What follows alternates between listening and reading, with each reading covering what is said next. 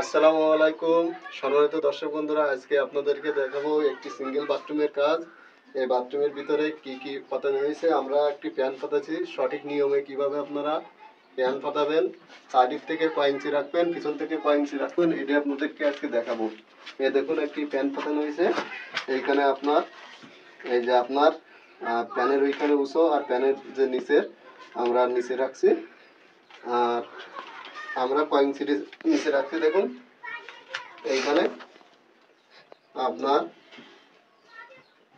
5 ইঞ্চি আছে। 5 ইঞ্চি আমরা ফ্যানের থেকে আমরা ফ্যান হাইট দিছি 5 ইঞ্চি। আর এই সাইড থেকে দেখুন আমরা 10 ইঞ্চি রাখছি। এই সাইড থেকে আমরা 10 ইঞ্চি রাখছি, আপনার ক্লিয়ার 10 ইঞ্চি রাখছি। আর এই পিছন থেকে আমরা 10 ইঞ্চি ক্লিয়ার রাখছি। আর এইখানে দেখুন ফ্ল্যাশের লাইন করা হয়েছে। এই ফ্ল্যাশের আমরা 4 ইঞ্চি রাখছি ফ্ল্যাশের লাইন। এই যে আর এই পাশে দেখুন একটি বদনাট ট্যাপ করা হয়েছে।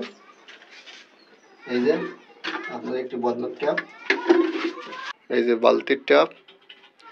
এটি হলো পানি যে চলে যাবে উজু টুজু করার যে পানি যাওয়ার লাইন। আর এটি হলো বেসিংয়ের পানি যাওয়ার জন্য, আর বেসিংয়ের লাইনের জন্য এটা।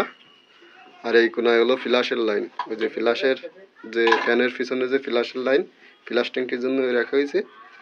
এই আর এই পাশে এই যে ঘুরে আসে এইখানে হলো এই যে বদনাট ট্যাপ। এই পিছনের থেকে এই সাইডের থেকে 10 ইঞ্চি রাখা হয়েছে। দর্শক, ভিডিওটি ভালো লাগলে লাইক করবেন, আর এখনও যারা চ্যানেলটি সাবস্ক্রাইব করেননি অবশ্যই সাবস্ক্রাইব করে রাখবেন। তাহলে ভালো থাকবেন, সুস্থ থাকবেন। আল্লাহ হাফেজ।